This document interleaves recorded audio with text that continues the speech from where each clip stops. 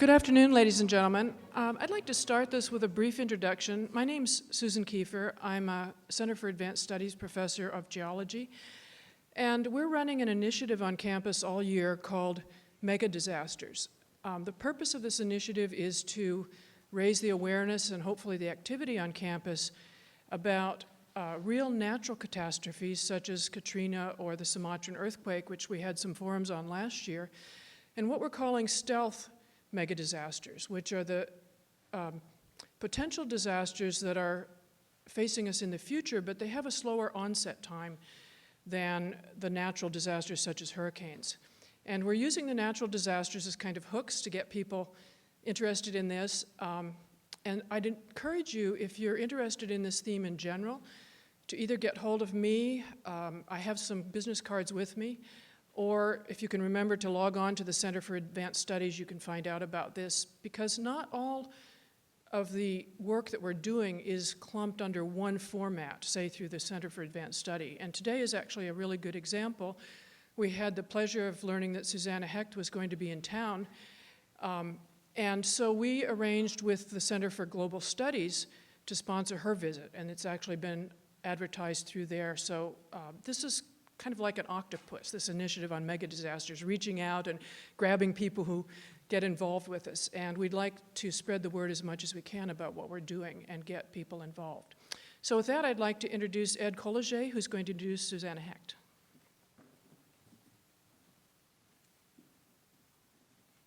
Yeah, thank you very much, Sue. Let me welcome you to the first of a series of three lectures that will be given in the academic year in the fall on mega disasters. Today, I'll come to our speaker's topic in a moment, but on October 10th, if you want to mark your calendar, or on November 28th, we will have two other distinguished speakers. One, our own Robert McKim, who will be talking about, can the major religious traditions help us to solve our global environmental problems. That's on October 10, a different venue than this one, but they'll be on the our own Center for Global Studies website. And the third talk is on November 29th at 4 o'clock here at Spurlock, and it's by Peter Hunken, and he'll be talking about Chairman Mao, the Great Leap Forward, Ecological Disasters in South China. Now let's turn to our presentation for today, and we're very fortunate to have with us Professor Susanna Hecht, Professor of Urban Planning at UCLA, who will be speaking to us on globalization, forest trends, and received ideas, rethinking development and conservation in the 21st century. Professor Hecht received her PhD in geography from the University of California at Berkeley, and since that time, she's been extremely active in a whole host of activities, and I can tell you that we would be here for a half hour if I had to catalog all of them. In terms of her recognitions, she is presently at the Institute for Advanced Study in Princeton University. She was acknowledged and received the Sheldon Colton Davis Fellowship at Princeton in 2003. And she's also enjoyed being a fellow at the Center for Advanced Study in the Behavioral Sciences at Stanford University. Let me just sketch quickly some of her varied and impressive activities over the last 20 years. She's focused on the political economy of tropical development, its environmental and social impacts, and alternatives to current patterns of destruction.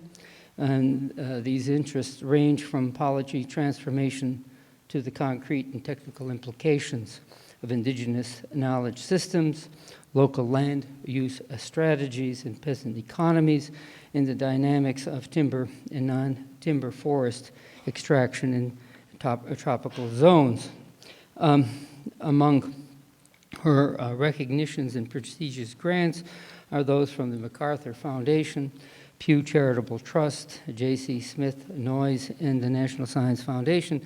And I have a list of about 14 or so lines more to go, and I'll just skip over those to at least identify some of her major publications.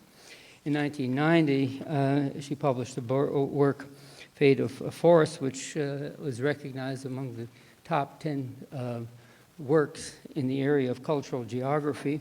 She has in press already the Amazon Odyssey, The Lost Paradise of Euclides de Cunha. She's preparing yet another book, Amazon's End, Globalization, Global Change, and Tropical Transformation.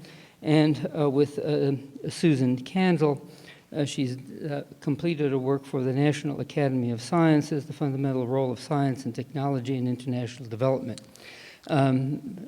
This stream of recognitions, accomplishments, certainly establishes her credentials to speak to the topic today, which is globalization, forest trends and received ideas, rethinking development and conservation in the 21st century. She'll speak for 40 to 50 minutes, followed by discussion and questions. It is my great pleasure to introduce to you Professor Susanna Hecht.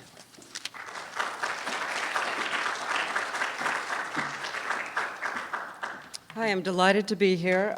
This is so techno what you have planned here, so I have to sort of get booted up here. So hang on for a second while I attach myself, as they say.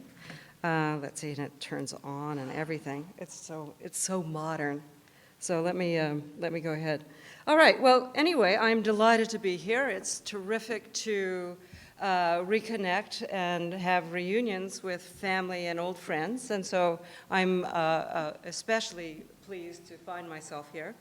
I'm also interested because in many ways, as I was driving from California along, and I was sort of thinking as I passed soybean fields about, of course, the relationship of Illinois and American soybeans to another soybean zone that I happen to spend a certain amount of time in. And also, if you drive across the United States, one of the things is resurgence. That is, if you look at where are the big carbon sinks in the world, one of the most important ones are the northeast and southeast of the United States, areas that had historically been very important parts of the agricultural frontier, but which now are graced with leafy forests, perhaps not everybody's favorite type of forest, but in any case, they are currently under forest cover. So what I'm going to do today is a couple of things, not the least of which is talk very quickly, because I have to sort of cover two large narratives, but I think they're very interesting because they represent two sort of counter experiences of processes of globalization.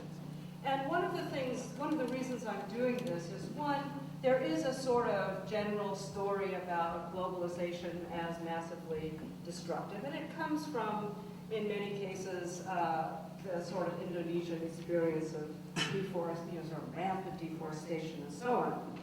But there are also another series of dynamics that goes on in these processes of let's say, environmental change, sharp, rapid, forceful deforestation that merit rethinking because they throw into question a lot of the received ideas about how you control deforestation. The other thing is that there's another counter story or a sort of less well-known, but perhaps equally significant story in globalization and tropical forests, which is the story of forest resurgence. And the dynamics of that are also extremely interesting. They are changed by localities in very complex ways. And also, of course, they're interesting because they certainly relate to the state I live in most of the time, which is California, which has, of course, a large immigrant population, particularly from El Salvador, and also because the United States in general has a large Central American population, and perhaps these questions of labor flow, migration, international migration, and remittances actually end up being a sort of interesting other story about globalization and forest change.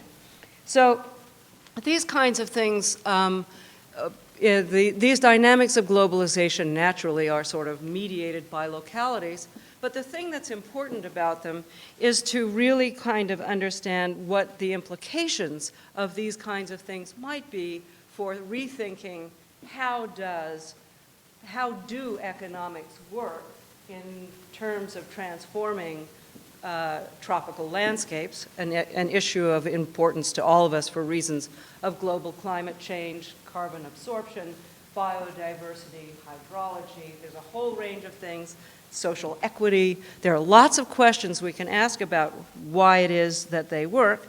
So there are these questions about how do these global processes unfold? What's their meaning in global planetary terms? And again, this is still a cipher, as they say. Scientists are still working out the problems. And then also, if we're going to think about conservation, if we think these environments are important and interesting, then the question really becomes, what does globalization mean in the context of these new dynamics?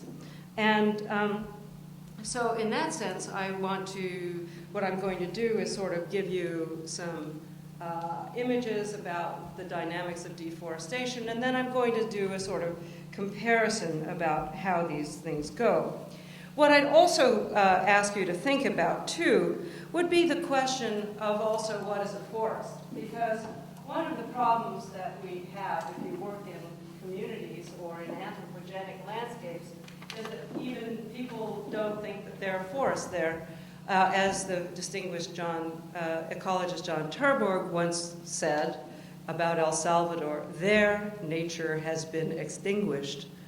And when I went to do some research there for several months, as I was picked up at the airport by someone from the Ministry of Environment, they said, well, we don't have any forests here.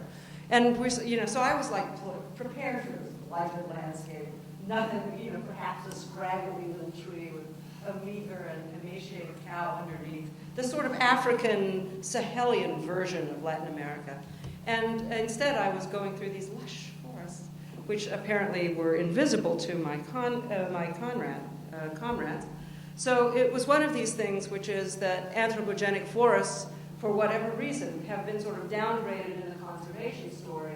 And in a sense, what I want to do is also to reanimate this question for you, because what's happened is that forests in the conservation ideology of the 20th century were sort of imbued with a kind of Muirist fantasy of the forest primeval. Of course, Muir, even as the Miwok were dragging out, was reciting Byron about some kind of romantic forest primeval sitting there, untrammeled by the hand of man. Even as I say, the Miwok were limping their way out.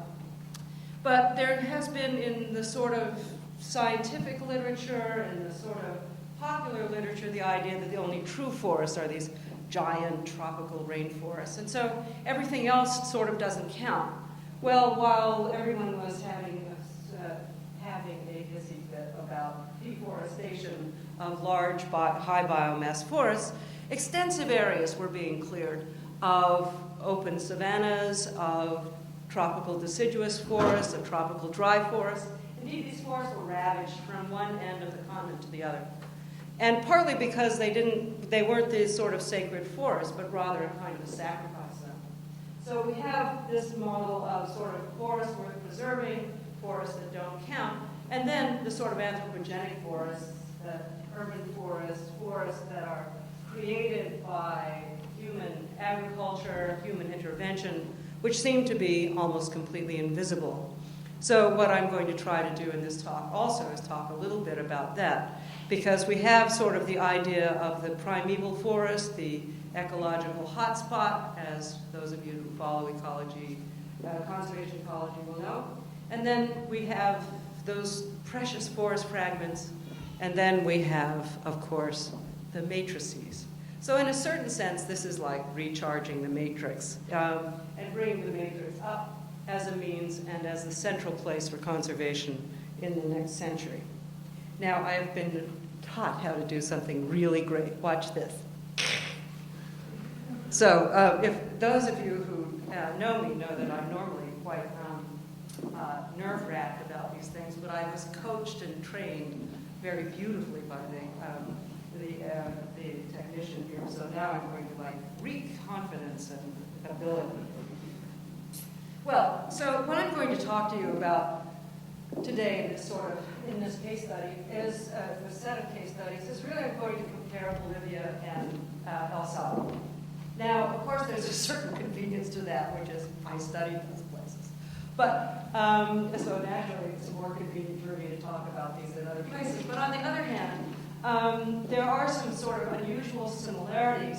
And the other thing is that if we look at if we sort of go from the standard received ideas, what you would expect is a sort of completely different landscape outcome from what you get. El Salvador, of course, is considered, I don't know, the poster child for environment, Malthusian degradation, high levels of population, sort of like a Haiti kind of scene. And then, it's mestizo-wise, no indigenous people. It's theoretically, it's densely populated, 200 people per kilometer squared, that kind of thing.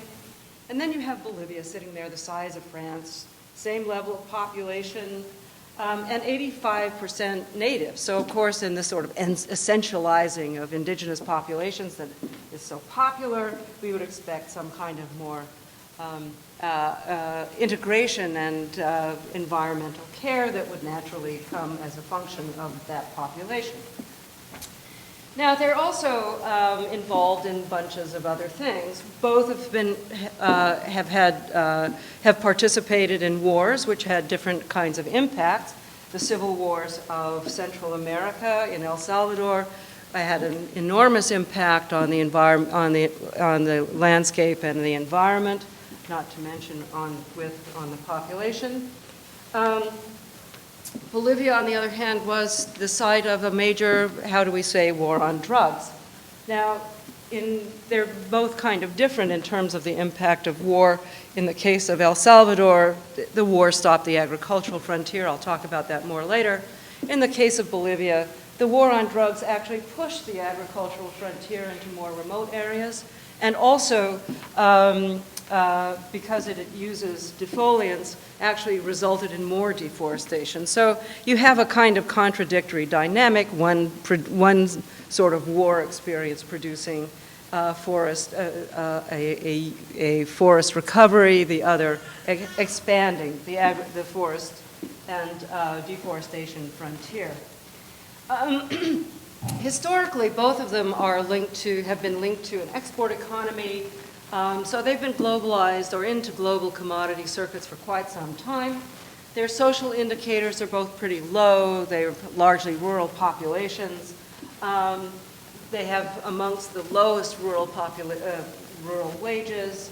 But historically, these have also been revolutionary places. There was a revolution in Bolivia in 1952, and many argue that the FMLN, in fact, did win the Civil War, which ended in 1992. They both shifted from sort of authoritarian to at least nominally democratic states. They were takers in terms of structural adjustment policies and strategies otherwise known as the Washington Consensus.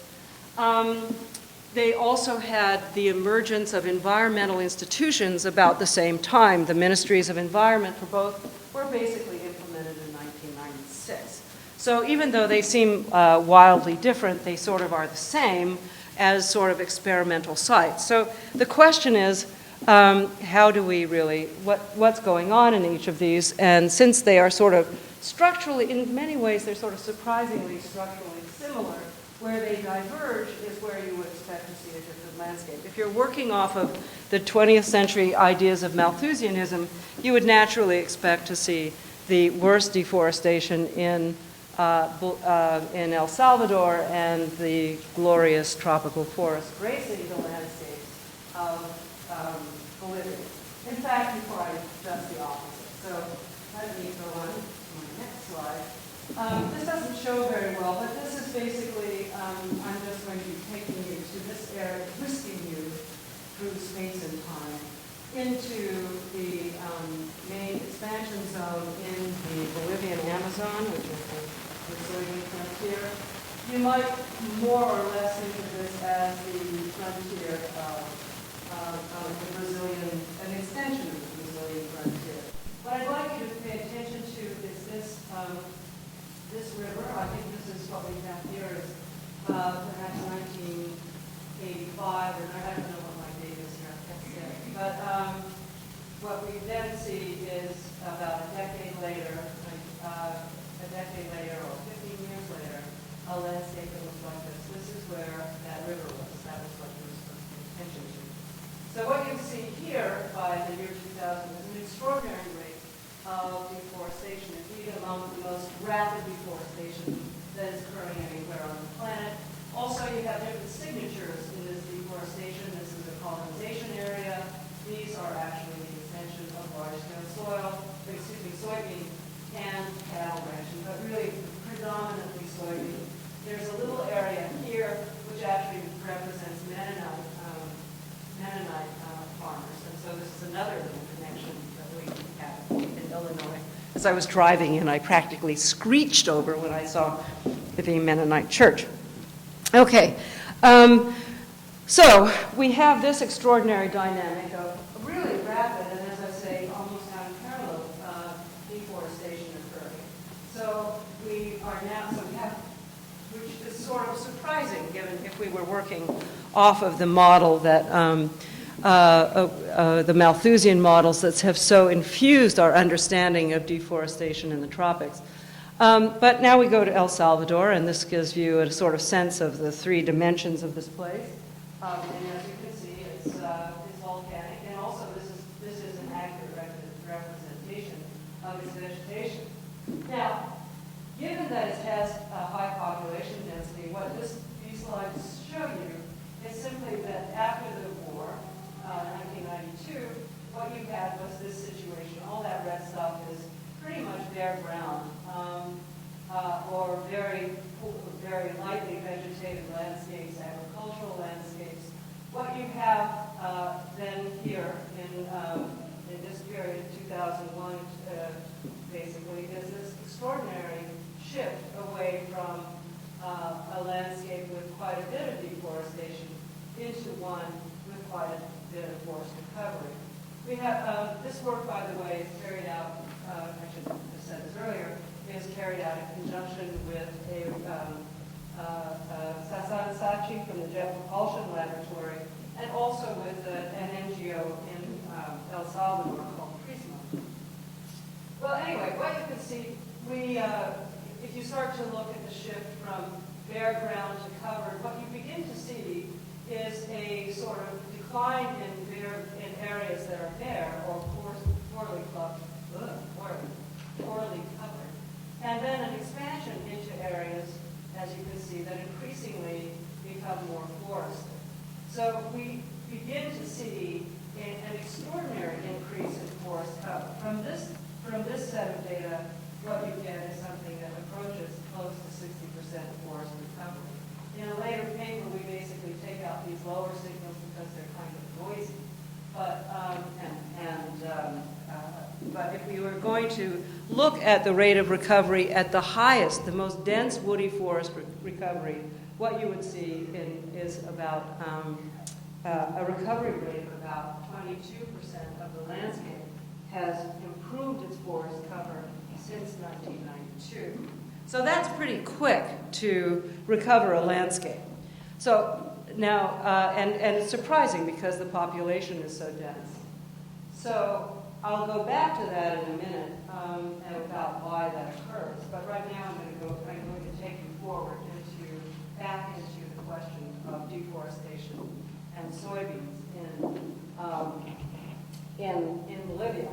One of the things that, really, again, the sort of Malthusian story always has it that, well, you have these peasant farmers who are going and ripping up the agricultural frontier.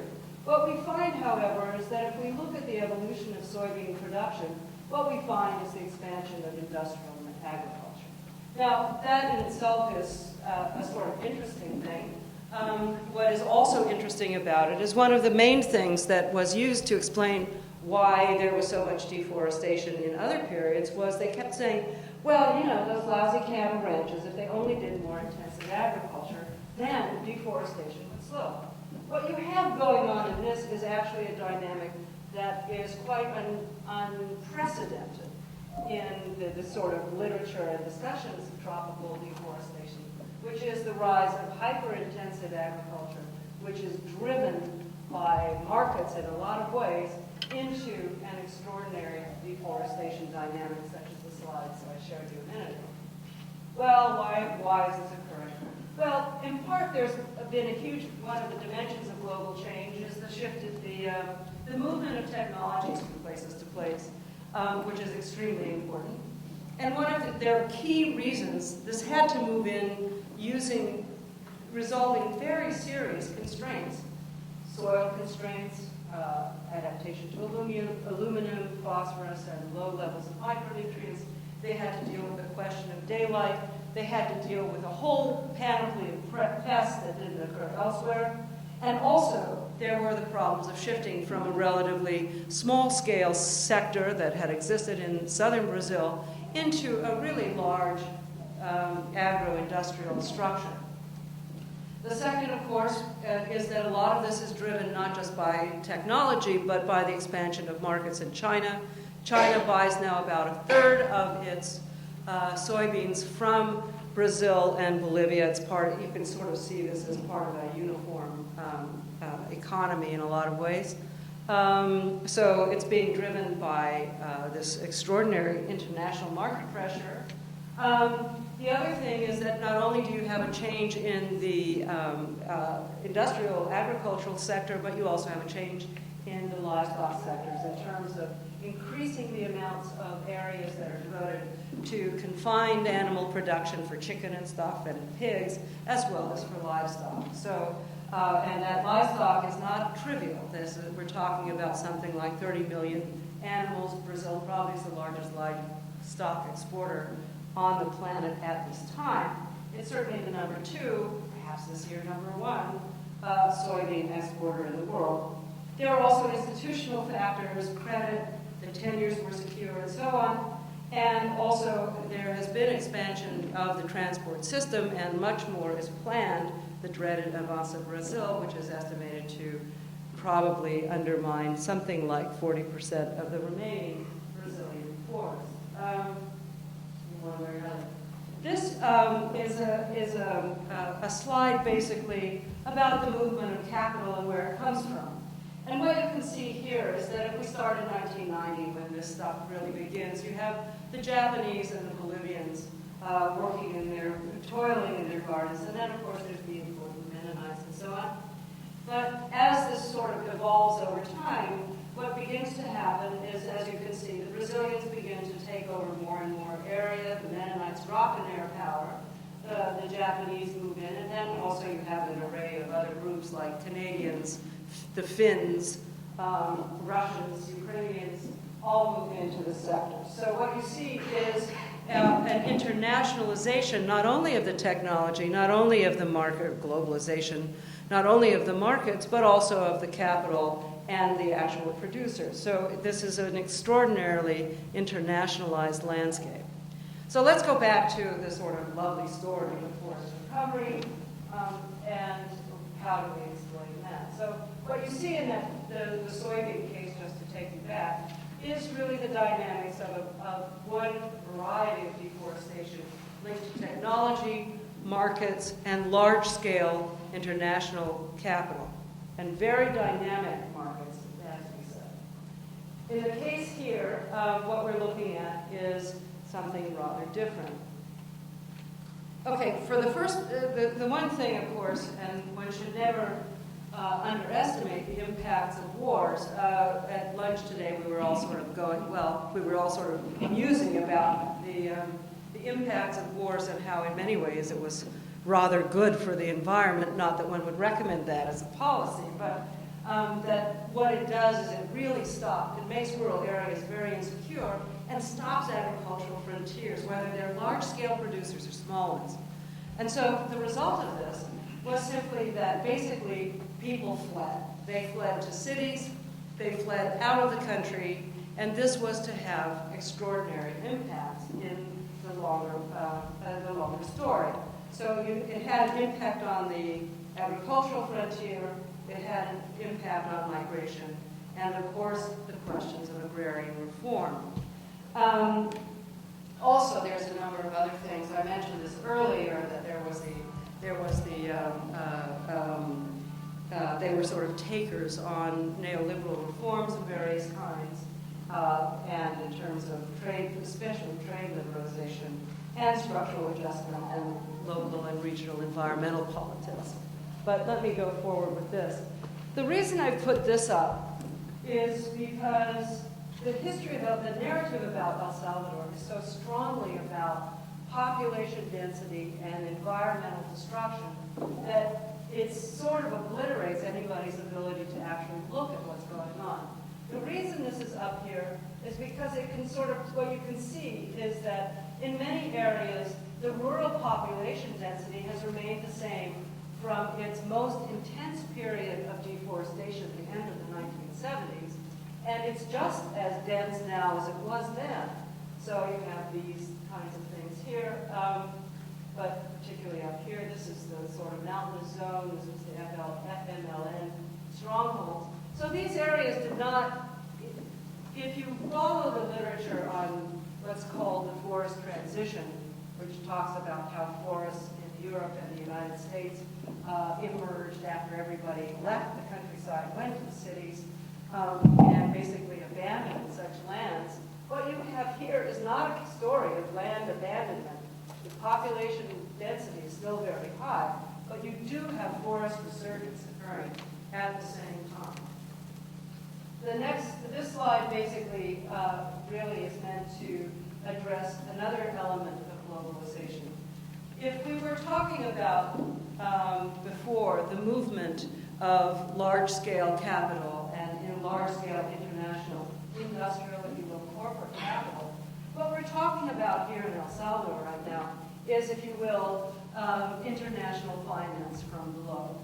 If you think about migration, most of the Salvadorian immigrants and most of the Central American immigrants go to the United States.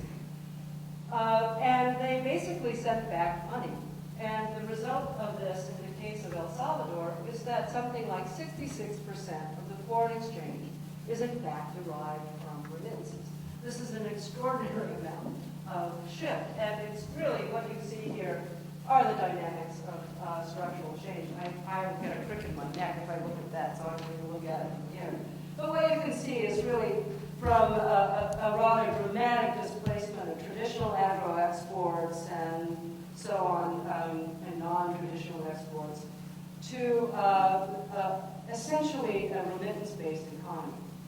So we're looking at an extraordinary structural change in terms of how that economy functions, which is something that El Salvador, as I mentioned, I think, about if you were to take all the remittances from all over the world and turn them into a country, you know, the Filipinos working in Doha, or, you know, the Sri Lankans in Saudi Arabia, or people working from moving to Cote d'Ivoire as wage labor, they're all sending money back. And if you were to sort of jump those all together into one economy, they would be the 25th largest economy on the planet.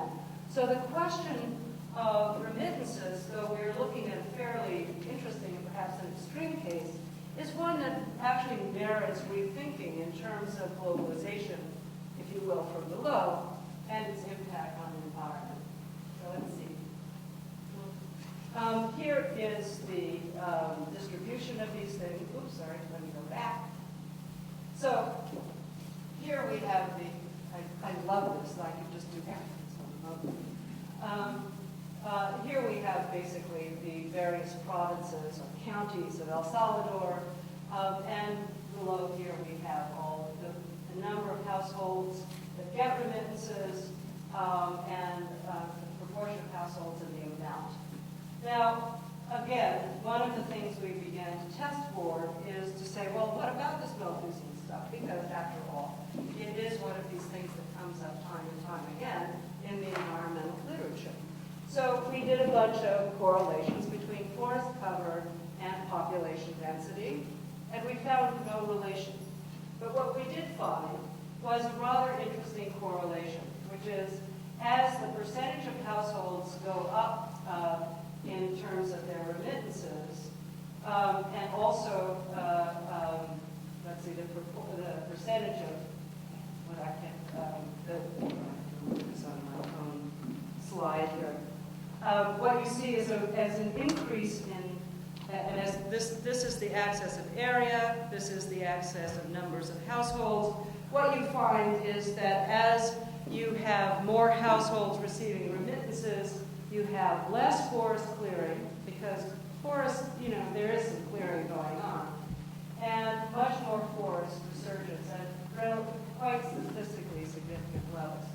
So one of the things that this shows you is that the role of remittances is very highly correlated with both a decline in deforestation and with a rise in forest resurgence.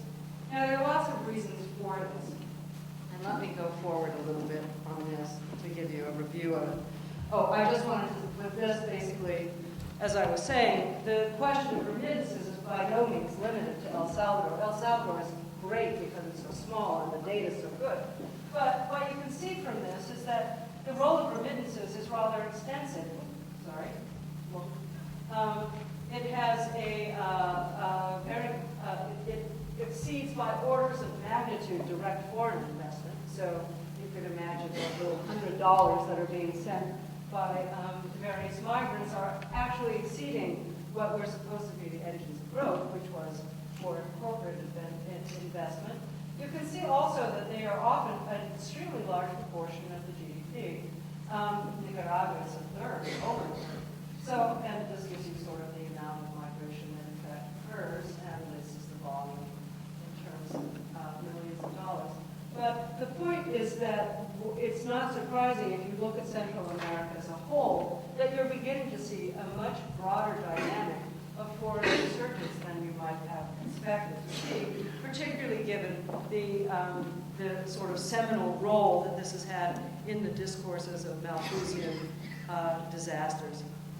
Another element, too, besides war and remittances, was also that the reason, what was the war about? It was about agrarian reform. So you had a very deep agrarian reform, quite different from the agrarian reform that occurred.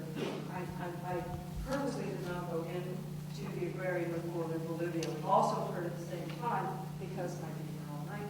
But in any case, one of the things that you see here with this is that it was a very deep agrarian reform. It was an agrarian reform that had also important gender implications. About 30% of the people who got land were women. It permitted a variety of new tenurial forms. That is, it wasn't just private property regimes. It was collective ownership. It was co-management stuff. There were private plots. A great heterogeneity in the forms of tenurial regimes. The effect of the deep agrarian reform was that lots of people got small pieces of land. What this means is that there's a stickiness to the landscape that is unlike the soy thing, where someone says, okay, Hernando, let's go and clear 1,000 hectares this year. No one can clear 1,000 hectares because it's all in these little pieces, and people have different things that they're doing with them, not the least of which is that a certain amount of self-provisioning as well as investment in housing and things like that. But the point is that you're not seeing the kind of large-scale landscape modification over very short periods of time as you see on the southern flanks of the Amazon. The other thing is, of course, a lot of these systems are multi-use. That is, they are for both shade, fodder, food, coffee production, and so on. They're low capital systems. They don't require very much capital at all, so there isn't that much investment in them. And of course, the agrarian reform was essentially targeted at the peasant system, partly as a result of political mediation. It was a condition of the peace accords. And also, during the war, the elites had been weaned away from agriculture and simply decided it was rather more interesting for them to enter into financial services rather than worry about their taking on sort of poverty alleviation agrarian reform rather than a productive or capitalist agrarian reform. Well, so what are the other things, to take you back to this other slide that I just showed you a minute ago?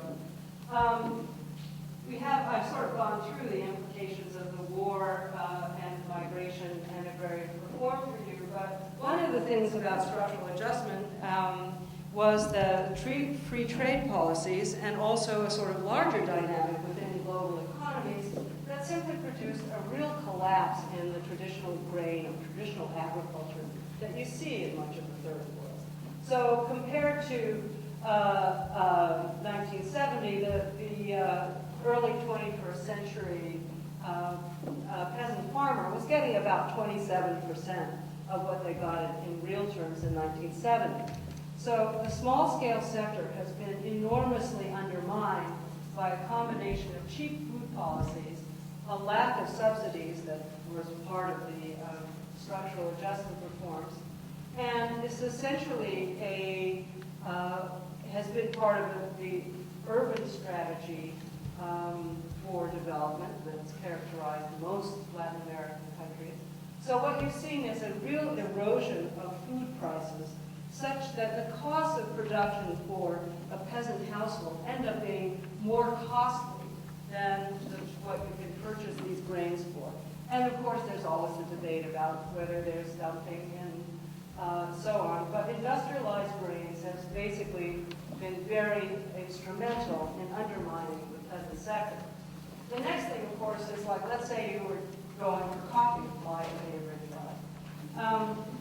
As Beth can tell you, since she's been like crying me, it's been her job to keep me, my blood caffeine level up to its appropriate thing. But, this is the kind of thing you just hate to see if you're a coffee producer. Look at how volatile the sector is. And it's also a down-going sector. Well, there's, the reasons why. One, there's tons of coffee in the world. Every development program that was ever put in by the World Bank or any Inter-American Bank or anybody, always was sort of based on having small coffee's a terrific smallholder crop.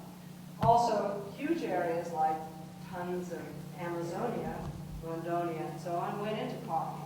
So Vietnam went into coffee. A lot of that sort of Central Asian plateau went into coffee. So what you have is, even though demand for coffee has been extreme, the market itself is phenomenally volatile. And also the returns to it are open to question. It's a downward trend. Although fun for us on one level, I haven't noticed my cup of coffee going down in price. It's a constant thing for those who deal with the coffee sector always are upset about that their coffee never gets cheaper.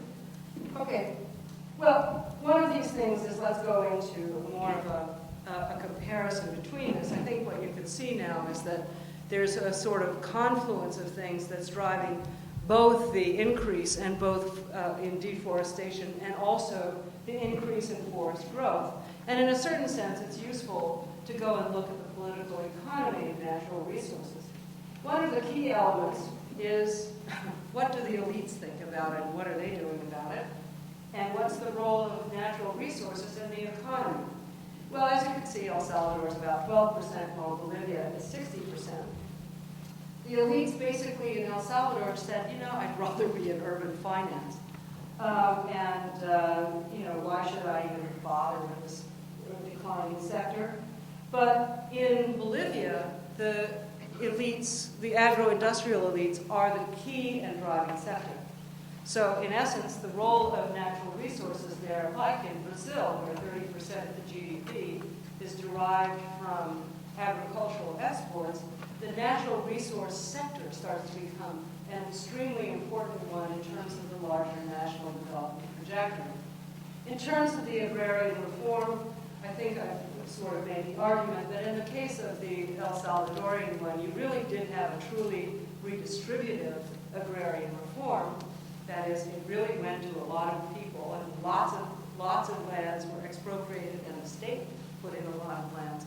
In the case of the Bolivian agrarian reform, essentially it was a way to transfer what had been state ownership of land into private property regimes to make sure that overlapping rights wouldn't occur. And this, of course, became the dynamic of a kind of accumulative form, what's called in these studies the Joker Road, basically modernizing large estates. In terms of the poverty buffers in each of these, you have basically the role of international migration, you have the coca economy, you have the informal economy, and of course crime in all cases. But what you really have in Bolivia that is sort of the buffer for the poor is the coca economy. In El Salvador, you have international and the remittance economy. So the key agricultural policies are cheap food policies in both cases, but the real difference has to do with where the elites place themselves. And so in the case of El Salvador, there's almost no rural credit. There's a little credit for coffee, but nothing, I mean, you could sneeze at it. It's about 2% of total credit. Whereas in Bolivia, it's a key credit sector. So this is where most of the investment is being stimulated. So looking at how globalization works, I think you can see there's sort of a contrasting dynamic that's unfolding. They are very different places. The other thing is to look at the nature of the commodities themselves. Coffee, of course, is a tree crop. It's grown often in agroforestry systems. It can be quite diverse. The systems themselves can be often as diverse in terms of its biota, particularly in terms of its animal biota, as tropical forest areas. You may have been hearing about biodiversity-friendly coffee, so that the migrant birds that we enjoy in the summer here are luxuriating in delicious coffee forests in Central America, and this is why we should buy really great coffee and from these forests, a position I strongly support. But what you have on one side is an agroforestry system versus, in Bolivia, an agro-industrial one. Well, coffee is a relatively highly labor-absorbing system. The soy agro-industrial one is not. So the system that I showed you is one that's characterized by relatively few owners, relatively little employment. It's got a labor aristocracy because it involves the use of very high technology machinery, a lot of computers and so on, and very sophisticated timing. The technologies that are associated with it, of course, are hybrid technologies and indigenous technologies and some modern technologies when we come to coffee, but basically a high-tech agro-industrial technology system as we go into Bolivia. What's interesting is also that the way the capital works in these two commodities is different. Obviously, a perennial system will have sunk capital. Those trees are sitting there, and it's hard to flip them. And if you flip them, it's not clear what you can get back to so quickly. Whereas with soybean, and soy is really a rotational crop with, as it is here, with corn, with sorghum, and with sunflowers. And of course, what you could do is you flip it all the time in response to other kinds of market opportunities.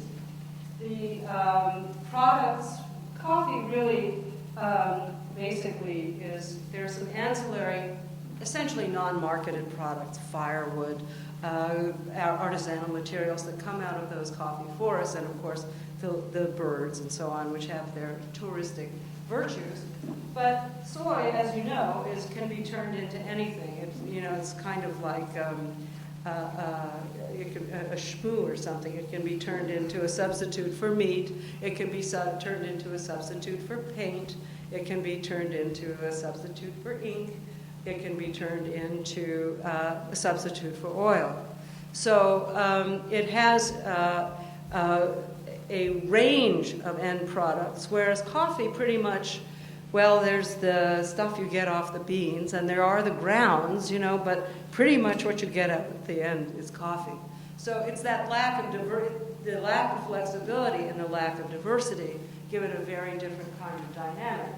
So when you start to intensify it, what do you get? Well, if you intensify coffee cultivation, basically you end up getting sort of more forest, you don't get less forest. If you end up intensifying your production of soybeans, for the most part, you get more deforestation. Well, I'm going to sort of move to the end here because we're sort of we're going on in time here. So let me, actually, I think I'll go into the dark and turn that on in a minute. So what I'd like to do now is sort of talk a little bit about, finally, what does this all mean? Well, first of all, there's a really different context for understanding conservation and deforestation that actually I think still is, the way it's being understood is still really rather incipient. One is that the sort of models for understanding both deforestation and its alternatives really don't make sense. They're not logical in terms of the modern situation. That is, the Malthusian models of deforestation, the internal policy, the distorted policy story that was so much of the late 20th century, neither of those are really explanatory paradigms, even though they still have a certain power in conservation discourses.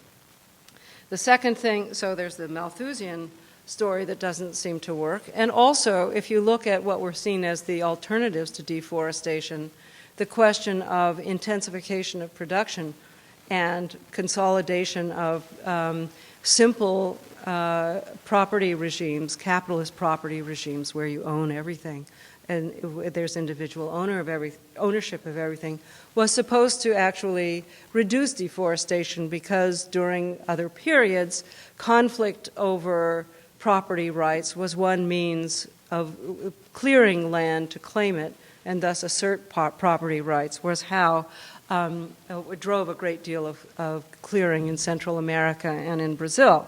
But in fact, those models don't work. In fact, almost the opposite seems to be the case, where intense, dense forests seem to be associated with dense populations and areas with very clear and complex property regimes.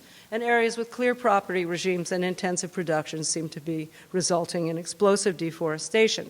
So one of the things that we need to sort of think about this is also what are the implications these have in terms of conservation things and conservation ideologies.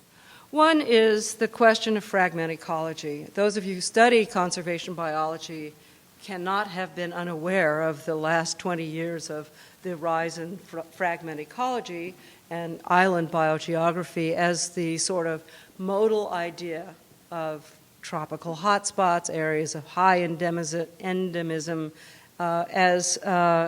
and high species diversity and forest fragments as being key elements in understanding the dynamics of species extinction and loss. Essentially, this was based on a kind of metaphoric idea of an island in a forest island in a sea of grass, or experimentally, a forest island in a sea of water. So essentially, these models became, these metaphors and the models that came for them basically made the area around them and the way that the science itself was structured in such a way as to make the areas around them highly depauperate compared to these various sizes of fragments, and then extinction rates were calculated in each of these little forest islands. But as Lenin once said, theory is good, but it doesn't stop reality from existing. And so one of the things one might want to look at is the question of the matrices, that is, the area between those forest fragments. And this is an area that has been highly understudied. There's some emerging research that's going on in these kinds of agrarian landscapes.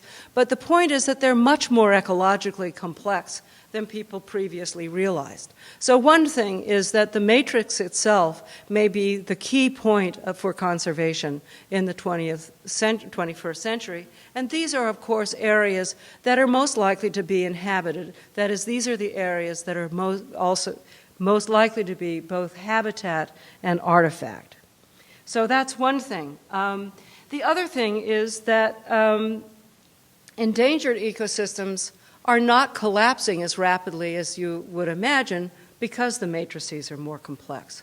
So in a certain sense, what one has to imagine is a kind of a co-management or co-imagination of a larger landscape ecology that includes both, as they say, the wild and the tame. Indeed, matrices and naturalness may be on a par with generating and supporting diversity at landscape levels. So this needs to be really reviewed in more detail. The other thing is that in terms of the class of the conservation questions, and I have much more to say on this, but I'm not going to do it too much because we're running out of time, and perhaps we can get to it through the questions, is that, one, the Malthusian models really should not be used to such a degree. Second, as I mentioned, intensification can produce an explosive frontier, and so questions need to be thought about how you might structure these kinds of areas. The other thing is that in terms of policies, areas that are really reproducing forests and permitting forests to regenerate are what one might think of these days as landscape orphans. And so there's this whole series of questions that one might raise about these. First of all, what are the kinds of policies that might enhance these? Well, if you look around, one of the things that seems to be emerging is a new kind of rurality, which is where rural producers see themselves less as producers of commodities and more as producers of services. And within these, there are the questions of landscape services, whether for water, for biodiversity maintenance, for carbon absorption, and larger term climate mediation. So these kinds of questions, which range in scale from very local mobilizations to the most lofty international treaties, are sort of one arena in which such things could occur. The second thing is that if one sees environmental services as being a key element in, as they say, recharging the matrix, it would be useful also to have some social transfers into these areas. That is, if we believe that environmental services are, as people say, equal to the sum of all the economic activity that is produced by all the economies of the world, then perhaps we need to put a little bit of value on the stewardship of this and say, well, if you can't ask people not to produce, to manage and to engage in these things for nothing. Right now, after all, these Salvadorian peasants working in Los Angeles are basically paying for forest resurgence in Central America. Another thing is the question of ecological zoning.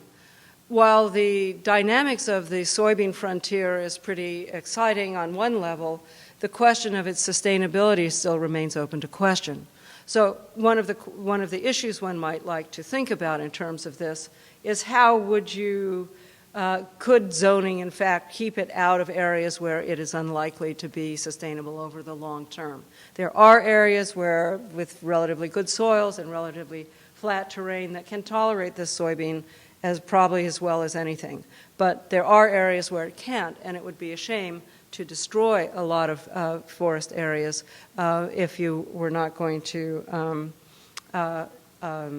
be able to recuperate these landscapes.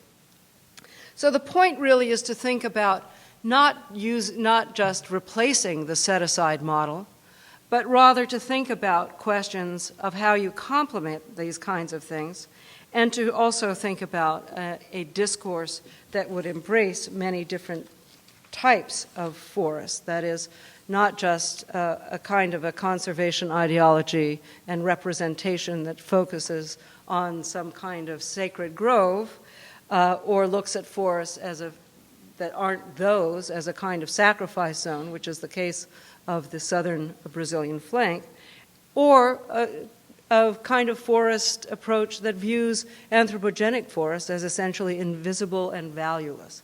So in a certain sense, we have to look at the dynamics and globalization of processes, rethink the processes that drive deforestation, rethink the processes that promote forest recovery, and also think about how we represent these forests.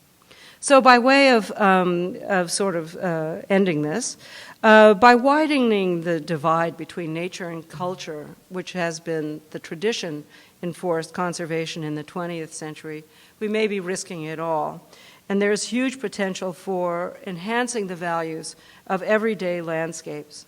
And the first step really is getting them on the map and seeing landscapes, both wild and tame, as deeply interacting with each other, and both as unexpected parts of processes of globalization.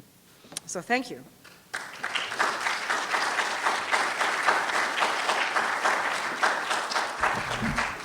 Well, after such a wide-ranging and stimulating talk, I'm sure there are a lot of questions, a lot of comments to make, and we're going to ask Professor Heck to just field the questions directly. Professor Heck. How about you with this representation of forest types? The problem that you have is the area of the most massive clearing is sort of the dry forest, semi-deciduous forest, and the cerrado and cerradão forests.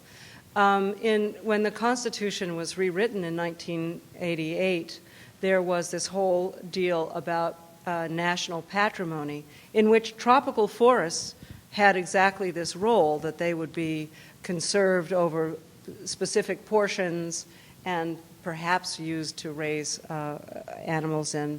But what happened is that the area, the most extensive area, which had this expansion of the forest frontier, was seen as basically a forest deflection area.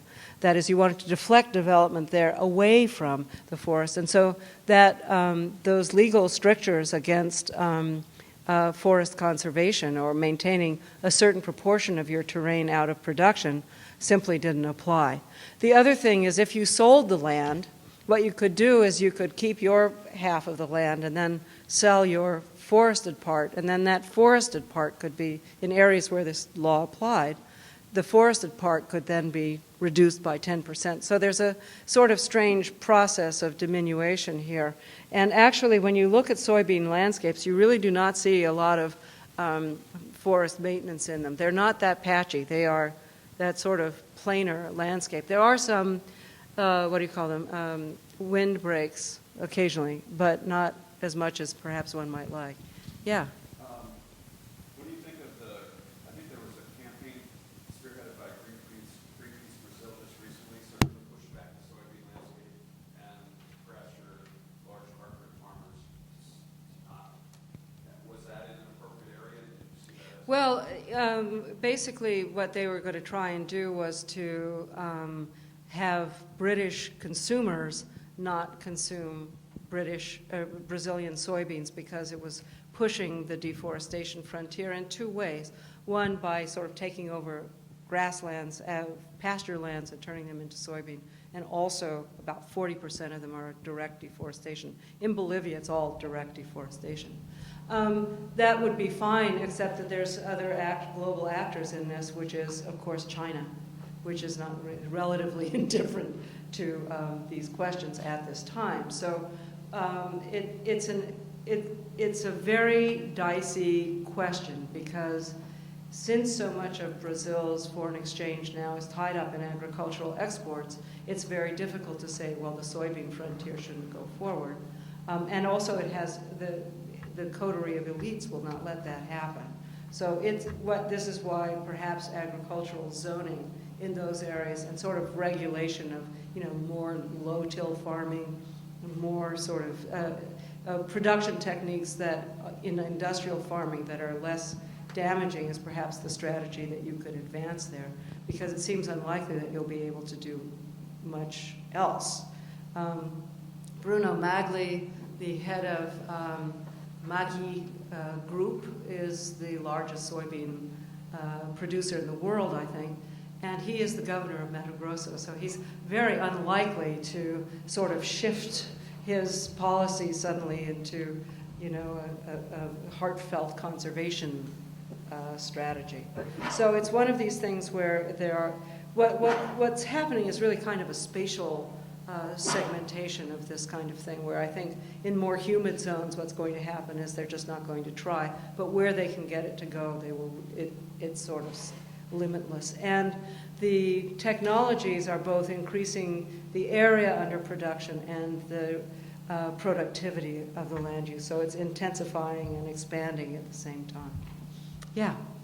On your graph of the percent of households that had remittances Mm-hmm. versus land cleared, Mm-hmm. the curve that was declining looked believable, but the curve of forest resurgence looked really noisy except for the 1 point at 30%. Yeah. And I wondered, is it possible either that there's a threshold effect, or is that really a reflection of time, that it just takes longer to get up to that 35%? I think that it's probably both. I think that it's both a reflection of the successional processes sort of take off. You need you need a certain amount of area that starts to regenerate, and also we're looking at a very short period of time too. We're looking at 12 years. So I think what you see is both a function of the short period of time, but that regression is actually a pretty strong correlation. Yeah, I can send you the paper that has all the data in it. But we did a lot of ground truthing on this, as well as using a lot of census data that's come out, the 2000 and the 1996, to look at remittances. And remittances have been a big deal in this. Obviously, it's a big part of the economy. So there's been a lot of studies on where it's going and how they're used. And the main thing is that in some places, you could imagine remittances being used to go into cattle ranching, for example. That seems like, in many ways, one of the things that would happen. But what happens in this is that you just get a kind of retraction. The other thing is, as I mentioned actually when we were talking at lunch, I think another dynamic of this too is the feminization of the campo, the feminization of rural areas. As more men are migrating out, essentially, you just have activities that tend to be more tree-based because they're not so labor demanding. Doing a milpa in these places is a pain. There's also a fair amount of criminality, so your crops get stolen and so on. So there's a sort of shift away from doing field farming compared to what there had been in the past for a number of reasons. Yeah. You had a graph on the economy and natural resources, and I was wondering what made up the natural resources. I mean, what were the subcategories? Oh, okay. Basically, I was using natural resources as a sort of term, a natural resource base versus mineral or industrial or services. So I was using it as a big catch-all. But I mainly meant it.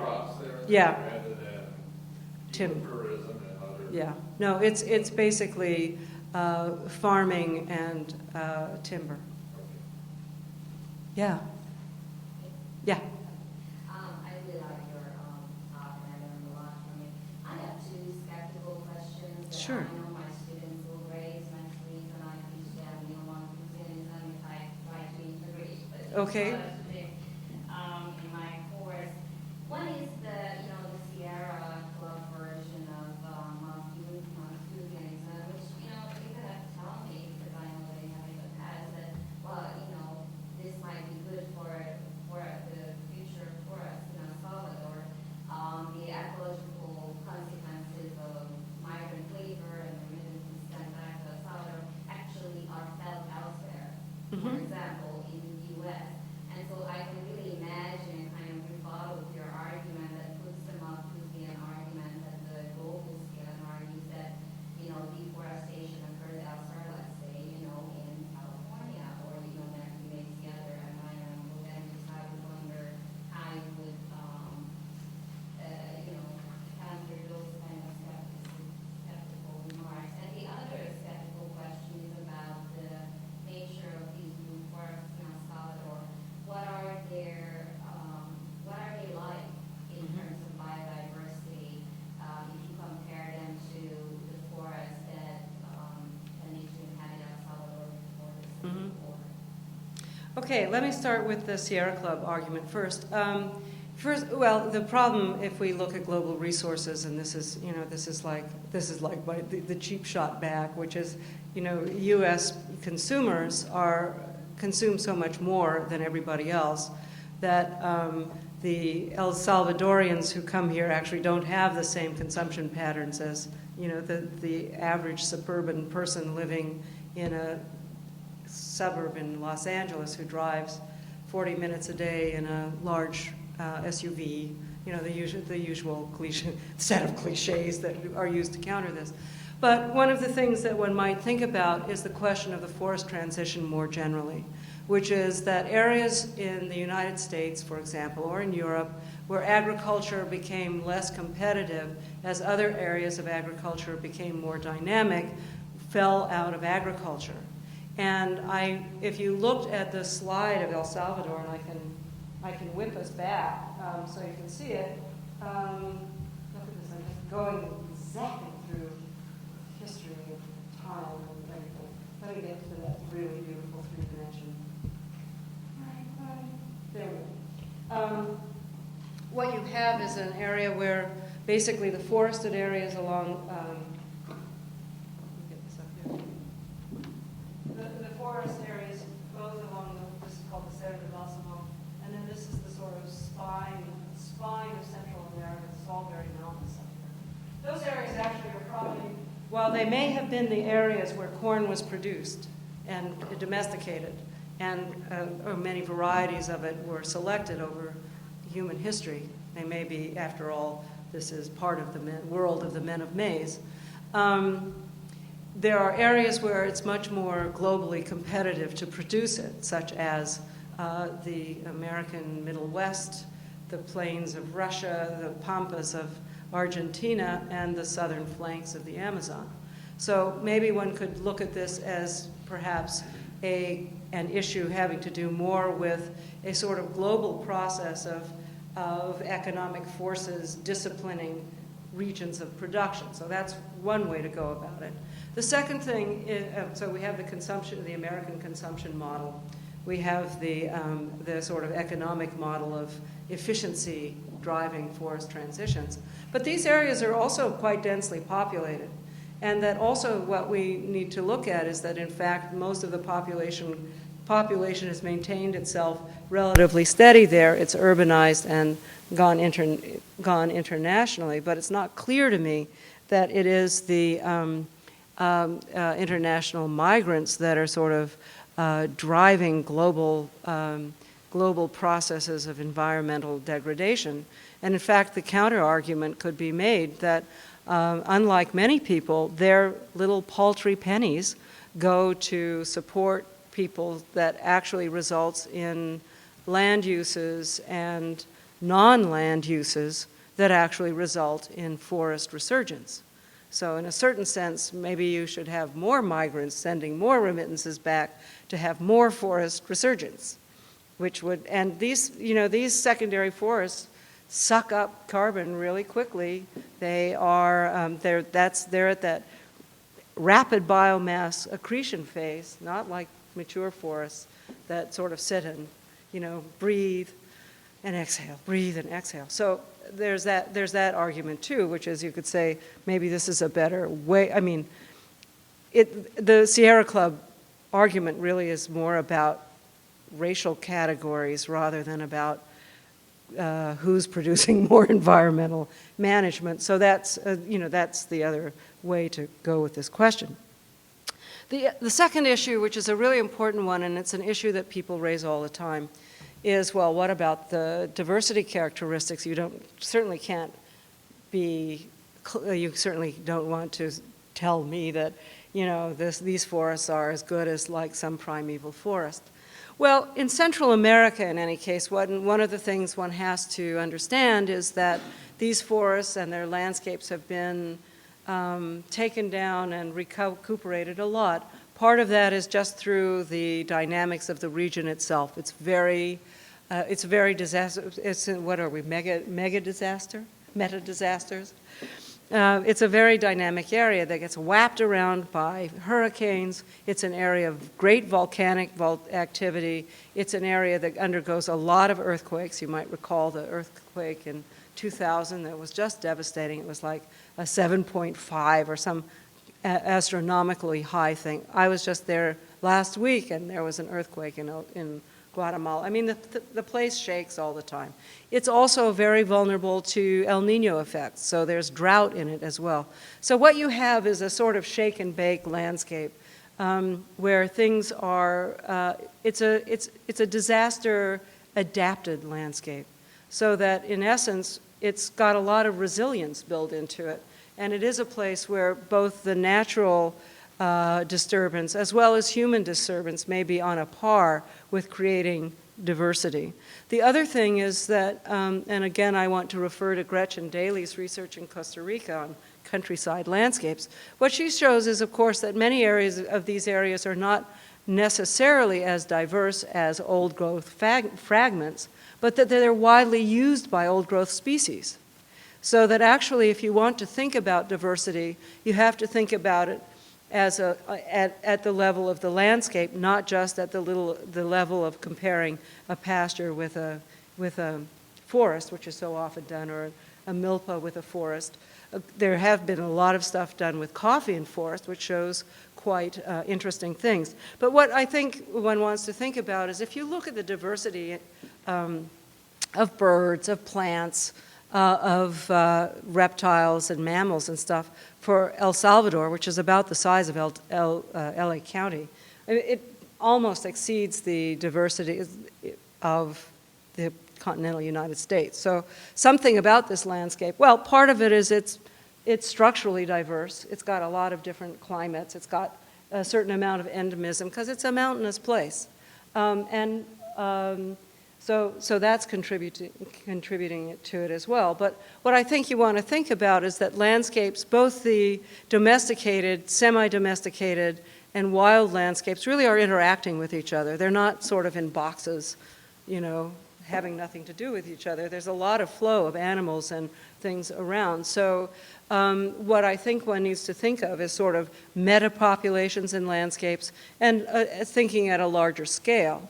What you do see, I have a table of this, but I didn't put it in, which is if you look at these things, you can really see that the diversity in this area, particularly avian diversity, is astonishingly high, considering how small it is. Well, it's interacting with lots of different things, including the United States. Yeah? I assume the data on forest cover comes from satellite. Yes, it does. I also assume that's quite well known both globally and regionally, and the changes maybe from 5%, maybe 10%. No arguments about tax on forest cover. Is that correct? Yeah. Well, it's what you call forest. I mean, when we write about it, we call it woody vegetation or woodlands. But if you are in it, it looks like you're in a forest. It may be a coffee forest. It may be a degraded pasture. It may be an agro-silvopastoral system. But it is, people get all upset when, this has to do with the problem of what you call a forest. So actually, most of the time in a lot of the things we write, we refer to it as woody vegetation, just to sort of calm the jets of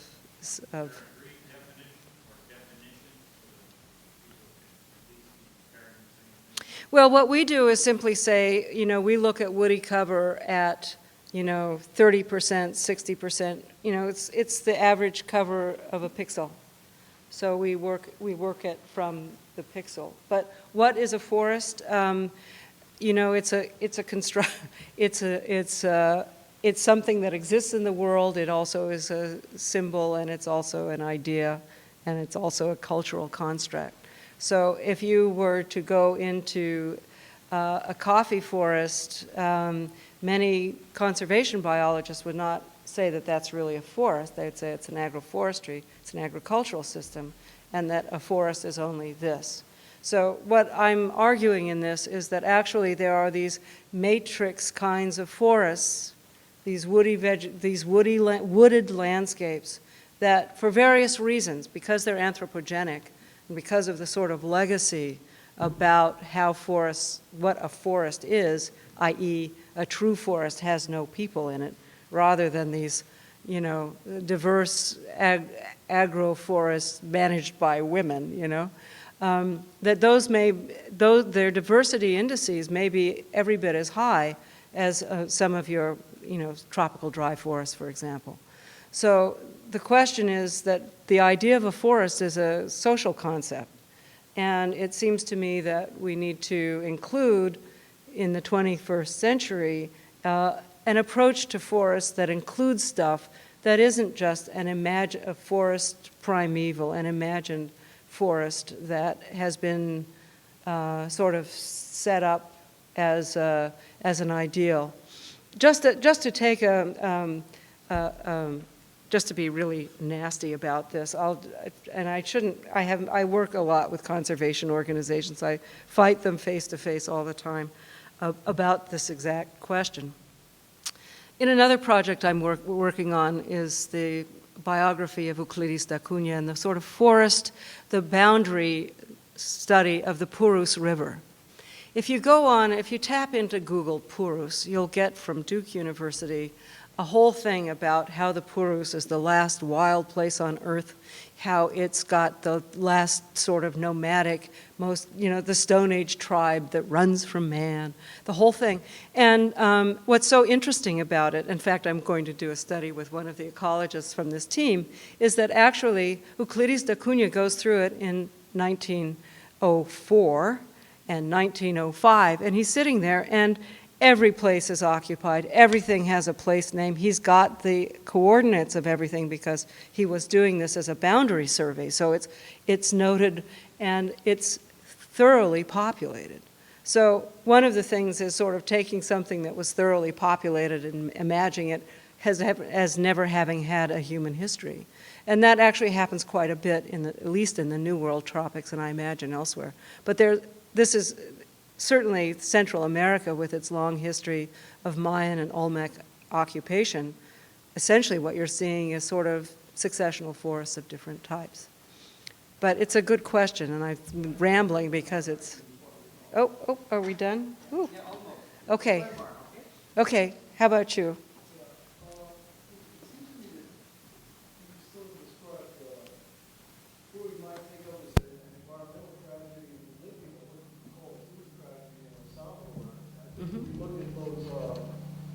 Households in Morazan, Chalatenango, La Union, 25, 30, 35% are receiving remittances. You probably find a high percentage of female-headed households with a demographic structure quite different from what you might find in other circumstances. Right? Mm-hmm. And now the Salvadoran economy has been dollarized for 5 years. It seems like the government's adopted a deliberate policy of ensuring that people continue to leave because the balance of payments is highly dependent upon this entry of now around $2 billion a year. Can you imagine a scenario under the current neoliberal political economy where El Salvador could absorb the approximately 2 million people that currently live in the United States, most of them undocumented, without... Well, actually, they're pretty documented. They're not like the Mex. They tended to go in legally. But anyway. Well, anyway, we can have a discussion about that. Without generating a reversal of this forest recovery. It's an interesting question, and it really, it's sort of the key question, which is, this is a really relatively unstable configuration, and so everyone is sort of going, how do you get this more stable? Certainly under the neoliberal regime, basically the sort of safety, instead of having a social safety net and investing in social services, the Salvadoran state has chosen not to do that. There are no income taxes, for example, in El Salvador. So even though it's actually has a wealthy elite. So you're absolutely right to say what would be the kinds of condition that would permit Salvadorians to stay there and reproduce themselves in that context. Under the neoliberal regime, I don't think you would see that. Because essentially the Salvadorian elite says the safety net is a sort of self-produced safety net. So go and migrate. The way that these peasant households will get their security is not through claims on the state, which is how it had been historically made, but rather through claims on kinship. And that's how social security and economic social services will be provided. That is, you want medical care, you can pay for it, just send somebody else into the migrant circuit. So in order for that question to be transformed, you have to have a lot of structural change in the economy in a different direction. The end of the sort of authoritarian period was characterized by a lot of corruption and so on and so forth everywhere. Not that this current one isn't, but it was very effective at dismantling state institutions of social services. So under this particular model, the Salvadorian development model is one that depends on for social reproduction and social security on a model that includes a migrating proportion of its population. So if you stop that migration, the larger question about what happens with these areas still remains up for grabs. What you see is when you can't get migration, you get a lot of criminality because there isn't that much dynamism within the economy. So you have sort of banditry that seems to emerge as one of the main roots of accumulation. But it's a sort of problematic moment, actually, in terms of what many people in Central America see as a sort of real major shift in the models of accumulation in Central America and South America. Thank you again for a stimulating.